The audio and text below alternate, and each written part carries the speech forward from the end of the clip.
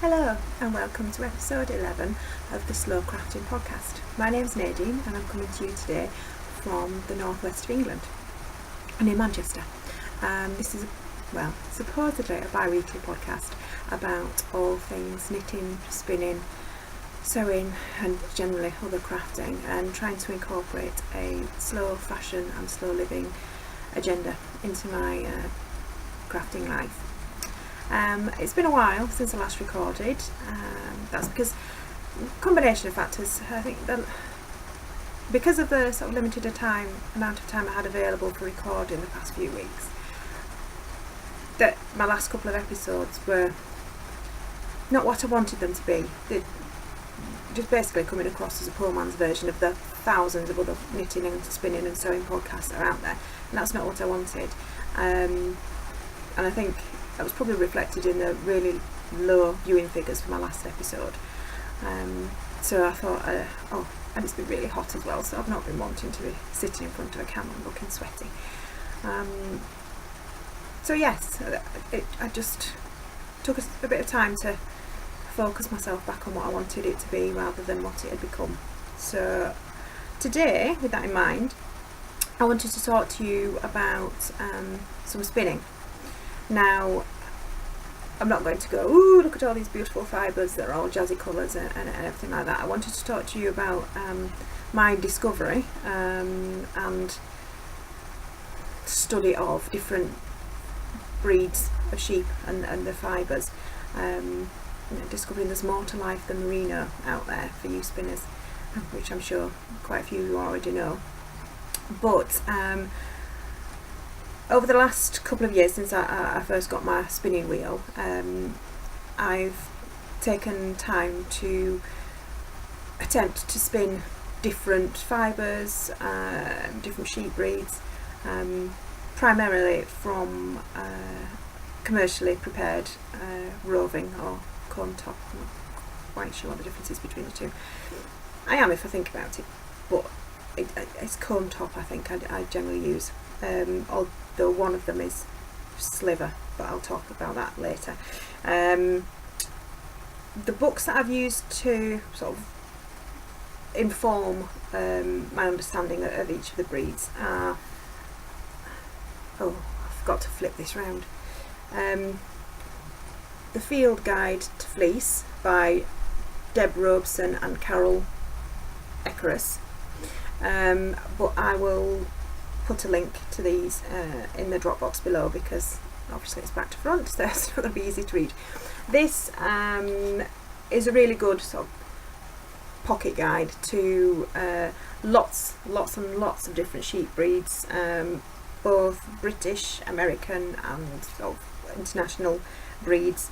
I have written a review of this on a blog post which I will link below as well. It's a brilliant book. It gives you a bit of background about the breed, some technical information about the fibre itself, and some suggestions as to how well it would dye and what type of things it would be best to make with fibre or yarn spun from that fleece. I'm also using this book, British Sheep and Wool, produced by the British Wool Marketing Board, which I bought a couple of years ago. Now this is specific to British breeds of sheep, and it gives you a bit of information on the origins of the breed, key characteristics, where they're mainly found, the main uses, and a few more technical bits on the fibre itself. Now, there's some of the breeds that are in here are not covered by this one, which is why that one's useful. And this one also gives you an indication as to the type of fibre, whether it's a soft handle or a lustrous handle.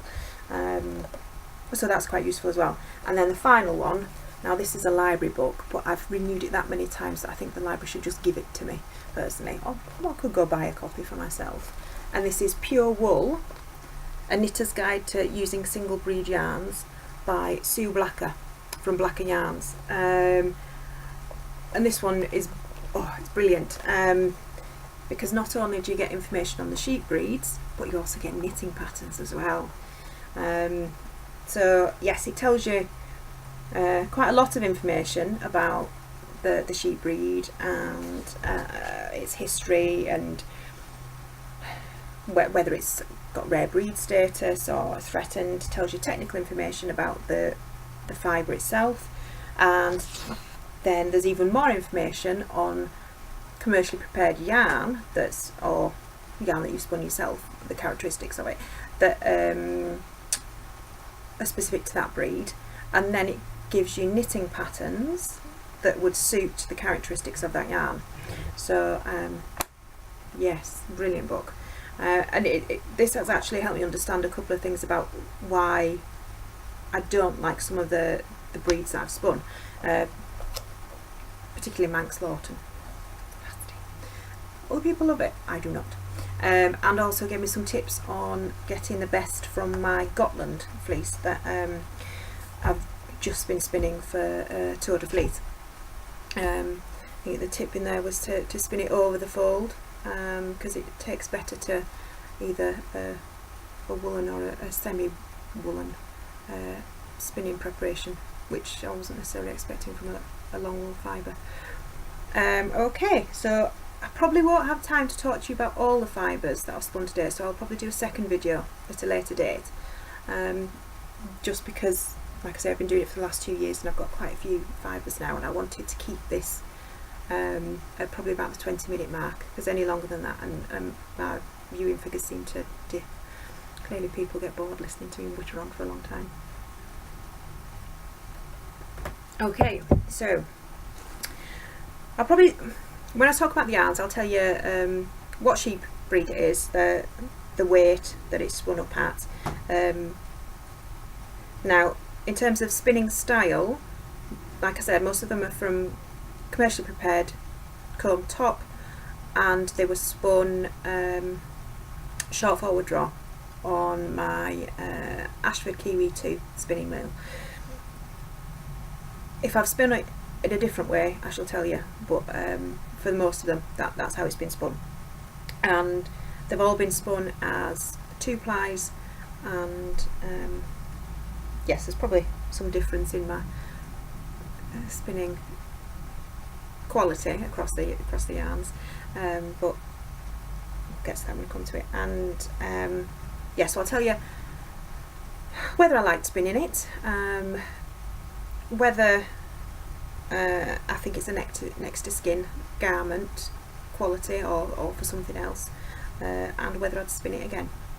Okay, now this is, you can see this hasn't had a bath, despite the fact that I've spun it more than 2 years ago, actually, because I spun this whilst I was pregnant with my youngest daughter, so probably coming up to 3 years old. This is Norwegian. Well, it was labelled as Norwegian. I think it's overspun, I know that, because this was, like I say, when I first got my wheel, so, and when I was trying to pop a baby out, so I was spinning like a demon. It's overall probably a sort of fingering to sport weight. Now, from the feel of it in the hank, in the skein, I would not say that it was next to skin soft, but I do have a sweater that I knitted myself, that's knitted with Norwegian wool. It's possibly a Spelsau breed, and that I can wear next to skin. It takes some getting used to, but once I've had it on for probably about half an hour, then it doesn't prickle as much. But if anybody else was going to just white makeup on it as well, yes, if you were going to spin this yourself, I would possibly only think of knitting it into a garment that you would wear things underneath. So that's that one. What's next? Okay, now this is my Jacob. Now this is a fine, sort of a light fingering, possibly a heavy lace weight. This was an okay spin. It wasn't my favourite. I'd say yes, it was next to skin soft. This was it's blended fibre, so there's a lot of the different colours that you get on a Jacob fleece all blended together to make sort of a humbug effect. And I spun this over the fold rather than just a straightforward short forward draw. And I'd say, yeah, next to Skin Soft, I would spin this again. I know that for me it's more challenging to spin this because it just kept drafting to pieces basically when I was spinning it. So I might need to look at the style that I was spinning that in before I spun it again. But Jacob, yes, spin again, nice, next to Skin Soft. Right. I can't remember if I mentioned at the beginning of the episode, I apologise if there's a lot of background noise today, but there's rustling of bags, and also the conservatory was the lightest room that I could record in today, but it's raining, so we've got probably the noise of the rain on the background. Right, okay, this is Massam. It's a really nice, it's probably looking a lot whiter on screen than it actually is in real life. It's quite a nice cream colour. I enjoyed this spin, and not just because Yorkshire breed of sheep, but because it was straightforward, it was relaxing, it was nice, and it's come out with a really nice soft yarn that would definitely be next to Skin Soft for garment knitting. Okay.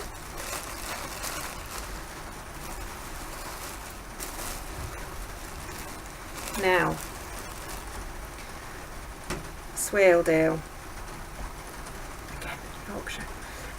Now this, as you can see, it's a bit thicker. Oh, sorry, I should have said that Massam was came out at a fingering weight as well. That's my default spinning weight, I think.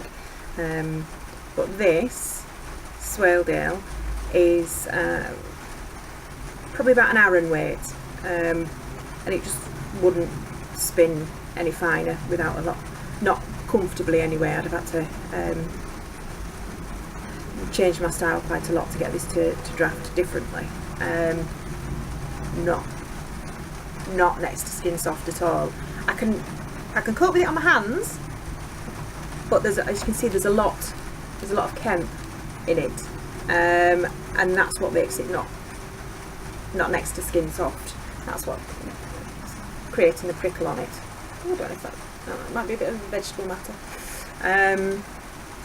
But yeah, so I think in the books it says this is primarily suitable for bags and carpets and rugs and things, and I have got a fleece worth of this to spin that I got from my brother and his farm, and I might be tempted to crochet it into a rug, which I'll have to change my spinning style for anyway, and just apply and spin in the opposite direction.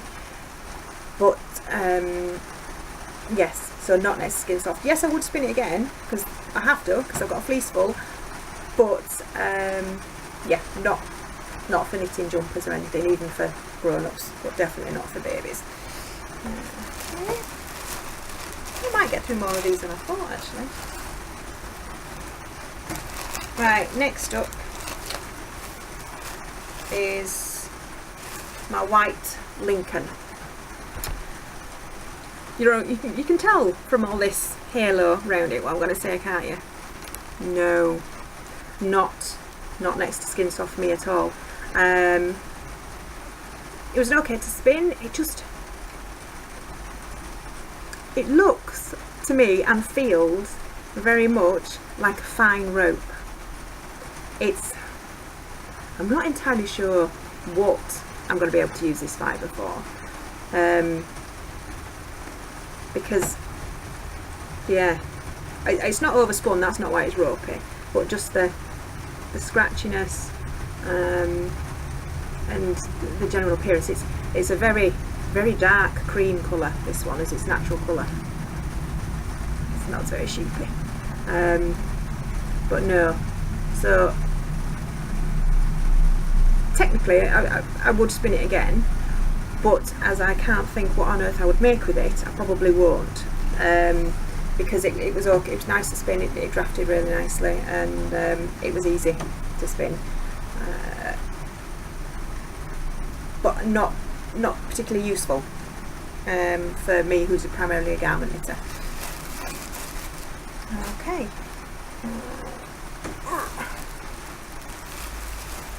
Oh, this skein has just come undone for this one. This is another sort of blended, when I say blended, I don't mean blended fibres, I just mean different colours of a breed all blended together to make a humbug yarn. This is Shetland. Now, as you can see, it's not the most even yarn that I've ever spun, and this is because I didn't find it that easy a spin. It was more difficult than the Jacob, but sort of in that same ballpark. I think because it's quite a short fibre compared to some of the ones that I do enjoy spinning. I find it more difficult to spin shorter fibres. I don't know. Well, not necessarily more difficult, but just less enjoyable to spin shorter fibres. But yes, next to Skin Soft, yes, I would spin it again, but it wouldn't be a relaxing, mindless spin. I would have to concentrate on it, and it might be interesting to spin some of the different colours individually and knit a garment out of that. So yes, that was enjoyable. I should have said actually at the beginning, most of these fibres are either from Wingham Woolworks or Adelaide Walker, and I'll link to those down below in the drop box as well. Now, my fibre nemesis, not my favourite at all. See, this is why I've got lots and lots of bits of fluff that didn't do anything, and I end up ripping out and not using in my final skein. This, now it's looking a lot greyer there. It's a nice sort of warm chocolatey brown, sort of quite an orangey chocolatey brown. This is Manx Lawton. I do not like this yarn. I do not like this fibre. I wouldn't say, for me, it's not next to Skin Soft. That's possibly because I had such a horrible time spinning it. Now, I know lots of people that spun this fibre and loved it and loved the yarn that they've come up with. No. Now, it could be that my spinning style is not suited to such a short fibre, because this is a really, really short fibre, and it could be that my technical abilities are not matched with the fibre itself. But it's not next to Skin Soft, so I won't be knitting it into anything garment wise for myself, and yeah, would not spin that again. So that's those for now. I was wanting to finish on a more positive note, but yeah, I think I've done the ones that I've got time to cover today, but I've got another small pile in the corner here that I can get through. Like I say, if you want to ask me any questions about any of the fibres, and I'll try and remember to link all the relevant information below, please do get in contact with me either via Ravelry, direct message on Ravelry. I'm Crafty Nadine on there, through my blog, comment on the blog, which is themenuknitsofnadine.wordpress.com, or in the comments section down below. Okay. So probably next time I'll come back and speak to you about the other fibres that I've not covered today, and they're a lot. They don't end on quite such a downer as the Manx Lawton. But yes, next time I'll be covering North Ronaldsay in a couple of different colours, Texel, Gotland and Cheviot, I think. And then I might make a third episode on plant fibres and my reaction to some of those that I've spun. Alright, thank you very much for listening. I hope that's been useful. Like I say, if you've got any comments or questions, please do feel free to get in touch. Alright then, thank you very much. Bye bye.